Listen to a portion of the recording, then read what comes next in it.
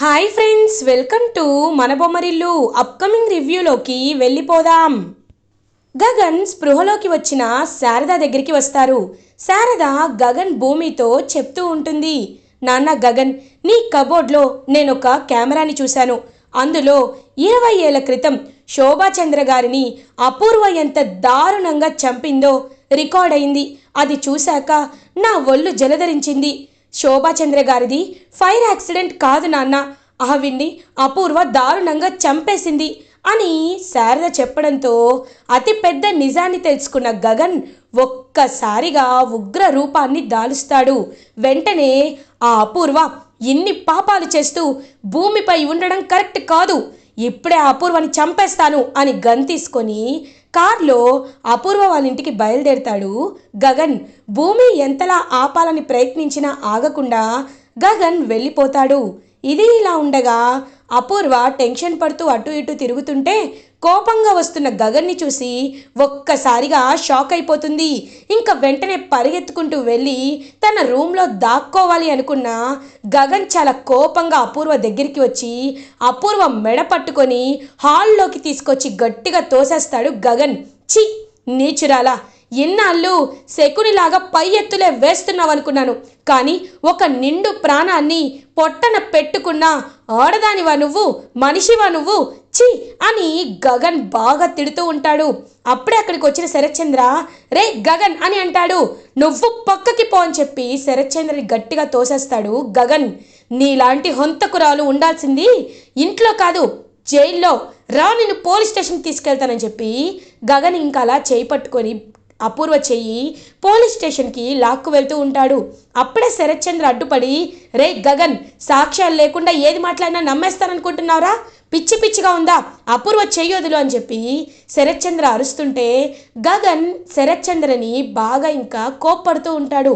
అలా కరెక్ట్గా ఇద్దరు తిట్టుకుంటుంటే అప్పుడే భూమి శరత్చంద్ర దగ్గరికి వస్తుంది. నాన్న నాన్న, ఒక్క నిమిషం ఆగు నాన్న, ఒకసారి ఈ వీడియో చూశాక మాట్లాడు. ఆ అపూర్వ అమ్మని ఎంత ఘోరంగా చంపేసిందో నీకే తెలుస్తుంది నాన్న అని శారద వాళ్ళ ఇంటికి వెళ్ళి ఆ వీడియో కెమెరాని వెతికి ఇంకా అలా శరత్చంద్రకి చూపిస్తుంది భూమి. ఒక్కసారిగా ఇంకా ఆ వీడియోని చూసి షాక్ అయిపోతాడు శరత్చంద్ర. అపూర్వ వైపు కోపంగా చూస్తూ అపూర్వ చెంప పగలగొట్టి, నేను ఎంతగానో ప్రేమించిన నా శోభని అతి దారుణంగా చంపేస్తావా, ఇన్ని రోజులు ఆడది ఎవరా అనుకున్నాను, నువ్వేనని తెలిసింది. నా శోభకి నువ్వు ఎలా చంపావో, తనని ఎలా పైకి పంపించావో నేను కూడా నిన్ను అలాగే పంపిస్తాను అని ఇంకా అలా అపూర్వని కూడా చైర్కి కట్టేసి తనపై ఆయిల్ పోసి ఫైర్ని తీసుకువెళ్తూ ఉంటారు శరత్చంద్ర. అప్పుడే నక్షత్ర డాడీ డాడీ వద్దు డాడీ, మమ్మీని చంపొద్దు డాడీ అని అంటుంది. నువ్వుండమ్మా, ఇలాంటి నీచురాలు నీ తల్లైనందుకు నువ్వు సిగ్గుపడాలి, ఇవాళ దీని చావు నా చేతిలోనే అని అలా వెళ్ళబోతుంటే అప్పుడే కరెక్ట్గా గగన్ పోలీస్కి కాల్ చేస్తాడు. ఇంకా ఇన్స్పెక్టర్, కానిస్టేబుల్స్ అందరూ శరత్చంద్ర వాళ్ళ ఇంటికి వస్తారు. సార్ చట్టాన్ని మీ చేతిలోకి తీసుకోకండి సార్, ఆవిడ తప్పు చేసిందని సాక్ష్యాలతో సహా నిరూపితమైంది, అలాంటప్పుడు కోర్టే ఆవిడకి శిక్ష వేస్తుంది. మీరు ఇప్పుడు తన్ని హత్య చేస్తే మీరు కూడా జైల్లోనే ఉండాల్సి వస్తుంది సార్, నా మాట వినండి అని చెప్పి ఇంకా ఫైర్ని పక్కన పడేసి అలా అపూర్వని అరెస్ట్ చేసి తీసుకువెళ్ళిపోతూ ఉంటారు పోలీసులు. నక్షత్ర మమ్మీ మమ్మీ అని ఏడుస్తూ ఉంటే, ఏడవద్దు నక్షత్ర, ఈ ఇండ్లు భూమి గగన్ అందరిపై పొగ తీర్చుకుంటా, నువ్వు బోధపడద్దు అని ఇంకా నక్షత్ర కన్నీళ్లు తుడిచి అరెస్ట్ అయి వెళ్ళిపోతుంది అపూర్వ. నక్షత్ర వెక్కి వెక్కి ఏడుస్తూ ఉంటే శరత్చంద్ర మాత్రం ఇంకా కుప్ప కూలి ఏమి మాట్లాడకుండా తన రూమ్లోకి వెళ్ళిపోతాడు. భూమి గగన్ ఇంకా అలా తిరిగి హాస్పిటల్కి రీచ్ అవుతారు. శారదకి ఎలాంటి డేంజర్ లేదని, తన్ని డిశ్చార్జ్ చేసి తీసుకువెళ్ళొచ్చని ఇంకా డాక్టర్ చెప్పడంతో భూమి, గగన్, పూరి వాళ్ళు శారదని డిశ్చార్జ్ చేసి ఇంటికి తీసుకువస్తారు. భూమి అలా ఇంకా దిష్టి తీసి శారదకి హారతిచ్చి లోపలికి తీసుకువస్తుంది. ఇంకా అలా భూమి అయితే జ్యూస్ చేసిస్తుంటే శారద గగన్తో, నాన్న నాకు తెలిసి ఇవాళ శోభాచంద్ర గారి ఆత్మకి శాంతినిస్తుంది, నిజంగా నాకు చాలా సంతోషంగా ఉంది. ఎన్నో పాపాలు చేసింది ఆ అపూర్వ, ఇప్పుడు తనకి జైలు శిక్ష పడింది నాన్న, పడింది అని శారద హ్యాపీగా ఫీల్ అవుతుంది. ఇది ఇలా ఉండగా మీరా ఇంకలా శరత్చంద్ర దగ్గరికి భోజనం తీసుకుని వస్తుంది. అన్నయ్య, వదినంత పాపాత్మురాలని నేను అనుకోలేదు. నువ్వు పొద్దున్నుండి ఏమీ తినలేదు, తినన్నయ్యా అని అంటే ఆ ప్లేట్ని విసిరిగొట్టి, లేదు నా శోభని అంత దారుణంగా అపూర్వ చంపిందంటేనే నేను తట్టుకోలేకపోతున్నాను, నేను చచ్చిపోతాను అని చెప్పి శరత్చంద్ర అలా ఇంకా చచ్చిపోవాలి అని అనుకున్నప్పుడు వెంటనే చర్య ఆపుతాడనమాట శరత్చంద్రని. ఇంకా ఆపి గగన్ భూమికి కాల్ చేస్తాడు. హలో భూమి, ఇక్కడ మావయ్య కండిషన్ ఏం బాలేదు, చచ్చిపోతానంటున్నాడు అని చెప్పేసరికి భూమి గగన్ ఇద్దరు హుటాహుటిన బయలుదేరుతారు శరత్చంద్ర దగ్గరికి. ఇంక శరత్చంద్ర అలా బాధపడుతూ, నేను బ్రతికి ఉండను, నేను ఎందుకు బ్రతకాలి, నా శోభలైనప్పుడు నేను ఎందుకు బ్రతకాలి అని బాధపడుతుంటే భూమి శరత్చంద్ర దగ్గరికి వెళ్తుంది. నాన్న నాన్న బాధపడద్దు నాన్న, ఆ అపూర్వ తప్పు చేసిందని, ఆ అపూర్వ హత్య చేసిందని మీరు కూడా ఇలా కృంగిపోతే ఈ కుటుంబాన్ని ఎవరు చూసుకుంటారు అని అడుగుతుంది భూమి. భూమి, నన్ను క్షమించమ్మా, నాకు జరిగిందంతా అందరూ చెప్పారు, నేను నిన్ను చాలా చాలా బాధ పెట్టాను, నిన్ను చాలా ఉసురు పెట్టాను. శోభ చనిపోతే తర్వాత ఆ అపూర్వ మాయ మాటలు విని నాపై నిందలు వేసుకునేసరికి ఆ అపూర్వని పెళ్లి చేసుకోవాల్సి వచ్చింది. ఆ అపూర్వ నాతో ప్రేమగా ఉంటే ఆ అపూర్వ మాటలే సర్వస్వం అనుకున్నాను నేను. కానీ అది ఇంత పాపాలు చేసిందని నాకు తెలీదు. నీ విషయంలో కూడా, గగన్ విషయంలో కూడా నేను చాలా పాపాలు చేశాను. గగన్ కుటుంబాన్ని పదే పదే అవమానిస్తూనే వచ్చాను. అందుకే ఆ పాపం నాకు ఇలా తగిలిందేమో, నేను బ్రతికుండడం వేస్ట్ అమ్మా అని అంటారు శరత్చంద్ర. వెంటనే గగన్ శరత్చంద్ర దగ్గరికి వచ్చి, చూడండి, మనుషులు ఎవరైనా తప్పులు చేస్తారు, కానీ మీలో ఇప్పుడు పశ్చాత్తాపం కనబడుతుంది. అలాంటప్పుడు మీరు ధైర్యంగా ఉండాలి, మీ కుటుంబాన్ని చూసుకుంటూ విధికి ఎదురు వెళ్ళాలి. అంతేకాని సమస్య వచ్చిందని ఇలా కృంగిపోతూ చావడం ఒక్కటే మార్గమని, అదొక్కటే సొల్యూషన్ అని అనుకుంటే అది తప్పు కదా అని అంటారు గగన్.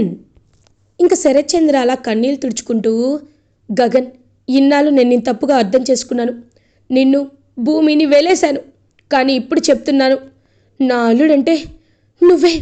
ఖచ్చితంగా మీ ఇద్దరికి దగ్గరుండి ఏం జరగాలో అవన్నీ నేను జరిపిస్తాను. ఇప్పుడే శారద దగ్గరికి వస్తానని చెప్పి ఇంకా శరత్చంద్ర భూమి గగన్ని తీసుకొని శారద వాళ్ళ ఇంటికి వస్తాడు. శారద అలా పూరి చూస్తూ ఉంటారన్నమాట శరత్చంద్ర వైపు. చెల్లెమ్మ, నేను నిన్ను తప్పుగా అర్థం చేసుకొని ఆ అపూర్వ చెప్పిన మాటలు విని నేను చాలా కష్టాలు పెట్టాను, అవమానాలు చేశాను. ఈ అన్నయ్యని క్షమించమ్మా అని అంటారు. అయ్యో శరత్చంద్ర గారు, మీరు ఇలా అడగకండి అని అంటుంది. నా కూతురు భూమి, మీ అబ్బాయి గగన్ పెళ్లి చేసుకున్నారు కాబట్టి గ్రాండ్గా సత్యనారాయణ వ్రతాన్ని జరిపిస్తాను. ఆ అపూర్వ చేసిన పాపాన్ని నేను కడుక్కుంటాను అని ఇంకా శరత్చంద్ర అడగడంతో మీలో ఈ మార్పు వస్తుందని నేను ఎప్పటి నుండో ఆశపడుతున్నాను. అలాగే మార్పు వచ్చింది. ఇప్పటికైనా అందరం కలిసిమెలిసి సంతోషంగా ఉందామని చెప్పి శారద చెప్తుంది. ఇంకా అలా కృష్ణప్రసాద్, చెర్రి, మీరా అందరూ గగన్ వాళ్ళ ఇంటికి వచ్చి గగన్ భూమిలా సత్యనారాయణ వ్రతం జరిపించడానికి డిసైడ్ అయిపోతారు.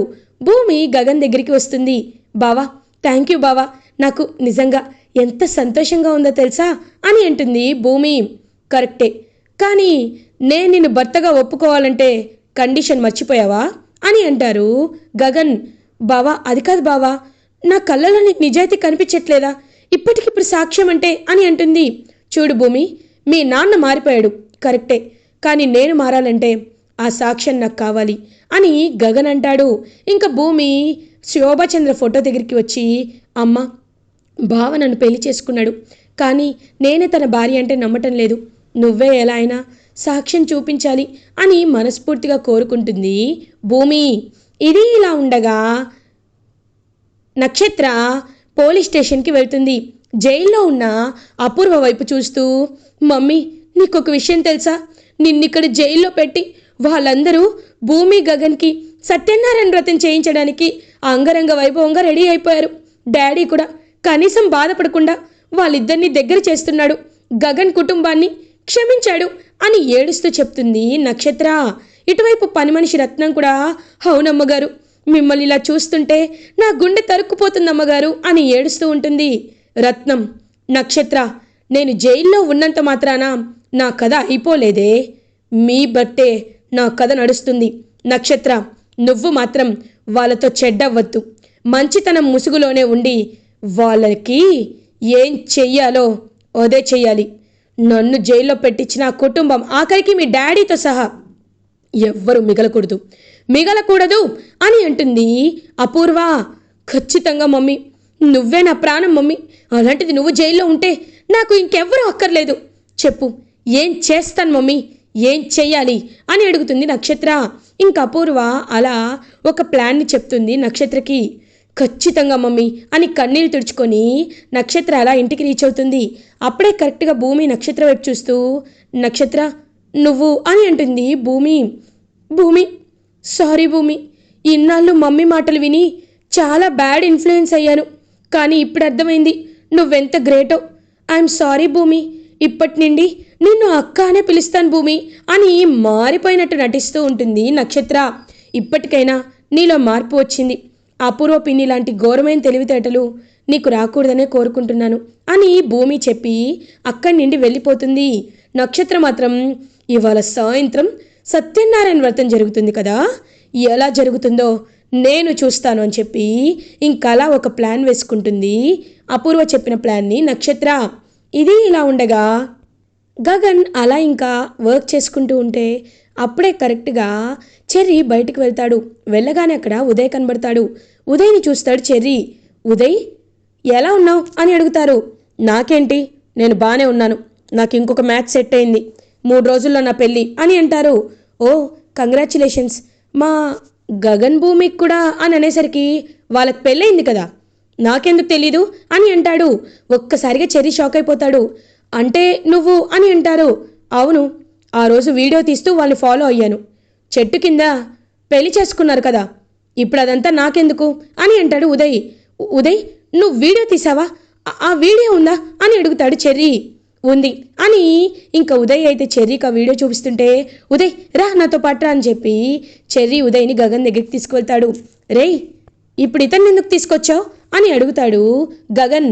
అన్నయ్య ఒకసారి ఈ వీడియో చూడన్నయ్య అని చెప్పి వీడియోని చూపిస్తాడనమాట. ఉదయ్ వీడియోని గగన్కి చెర్రీ. ఇంకా వీడియోలో క్లియర్గా ఇద్దరూ ఒక గుడికి వెళ్ళి చెట్టు కింద పెళ్లి చేసుకున్నట్లు కనబడుతుంది. ఒక్కసారిగా ఇంకా ఆ వీడియోని చూసి షాక్ అయిపోతాడు గగన్. అంటే భూమిని నేను పెళ్లి చేసుకున్నాను. భూమి చెప్పిన మాటల్ని ఇన్నాళ్ళు నమ్మలేదు, నిజం అన్నమాట. భూమి నా భార్య అని ఇంకా గగన్ వెంటనే భూమి దగ్గరికి వెళ్ళి భూమిని హక్ చేసుకుంటాడు. భూమి, తెలుసుకున్నాను భూమి, నిన్ను అనుమానించినందుకు ఐఎమ్ సారీ. కానీ ఇప్పుడు ప్రామిస్ చేస్తున్నాను, నిన్ను జీవితాంతం నా గుండెల్లో పెట్టుకొని చూసుకుంటాను.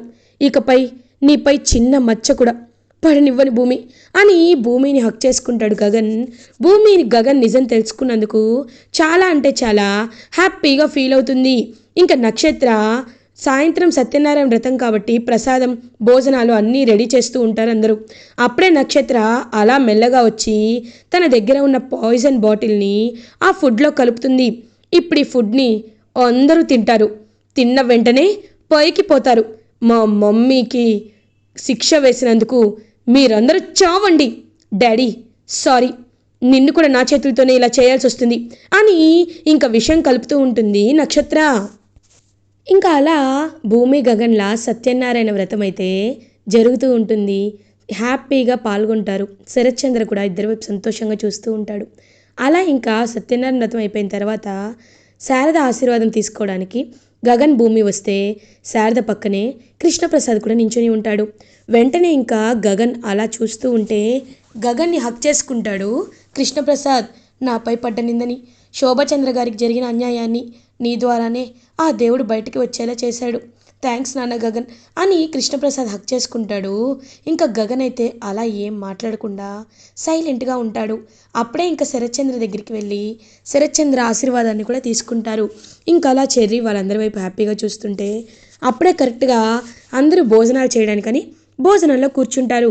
ఇంకా అలా భోజనం చేయబోతుంటే అందరూ ఇంకా ఆగండి, ఒక్క నిమిషం ఆగండి అని అంటాడు చెర్రీ. ఒక్కసారిగా కోపంగా చూస్తుంది నక్షత్ర. ఏమైందిరా చెర్రీ అని అడుగుతాడు గగన్. అన్నయ్య, అందులో ఏదో పురుగు పడిందంట, ఇప్పుడే నాకు ఆ విషయం తెలిసింది. కాబట్టి అది పాయిజన్ అయిపోతుందన్నయ్య. నేను వేరే తెప్పించానని చెప్పి అందరికీ వేరే ప్లేట్లు ఇస్తూ ఇంకలా నక్షత్రం వైపు చూస్తూ ఉంటాడు చెర్రీ. ఏంటి వీడికి నిజం తెలిసిపోయిందా ఏంటి అని అలా చూస్తూ ఉంటే ఇంక చెర్రీ నక్షత్రాన్ని పక్కకు లాక్కు వెళ్ళి గట్టిగా గొంతు పట్టుకుంటాడు. ఏం చేస్తున్నావు? మీ అమ్మాయి వెళ్ళిపోయింది, ఇప్పుడు నువ్వు తయారయ్యావా? ఇంకొకసారి ఇలాంటివైనా చేస్తే అని అంటాడు చెర్రీ. చెర్రీ నన్ను క్షమించు చెర్రీ, నేను కావాలని చేయలేదు చెర్రీ, ఏదో అలా అమ్మ మాట విని అని అంటుంది. చూడు, ఇప్పుడు అత్తయ్య మాట వినడానికి ఏమీ లేదు, ఇదే ఆఖరి తప్పు.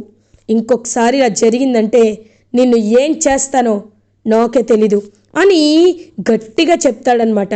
ఇంకా చెర్రీ, లే చెర్రీ ఇంకెప్పుడు ఇలా జరగదు అని అనేసరికి ఇంకలా అక్కడి నుండి వెళ్ళిపోతాడు చెర్రీ. నక్షత్రం మాత్రం ఇది ప్లాన్ ఫెయిల్ అయితే ఇంకొక ప్లాన్ వేయనా, ఖచ్చితంగా వేస్తాను అని చెప్పి అలా ఇంకా కోపంతో రగిలిపోతూ వాళ్ళ అమ్మని శిక్షించారు కాబట్టి వాళ్ళకి ఎలా అయినా బుద్ధి లైక్ వాళ్ళని చంపేయాలని ఒక క్రూయల్ ప్లాన్ వేసుకుంటుంది నక్షత్ర. ఇటువైపు భూమి గగన్ మధ్యలో అపార్థాలు తొలగిపోయి ఇంకా అలా సత్యనారాయణ వ్రతం కూడా కంప్లీట్ అయిపోవడంతో హ్యాపీగా చూస్తూ ఉంటారు భూమి గగన్ వైపు, గగన్ భూమి వైపు. ఇంకా అలా ఇద్దరు సంతోషంగా ఉండడం చూసి శారద, కృష్ణప్రసాద్, శరత్చంద్ర అందరూ హ్యాపీగా ఫీల్ అవుతారు. ఇలా ఎపిసోడ్ ఎండ్ అవుతుంది. ఫర్దర్ ఎపిసోడ్ రివ్యూస్ ముందుగా మీకు కావాలి అనుకుంటే మా ఛానల్ని సబ్స్క్రైబ్ చేసుకోండి. Thanks for watching.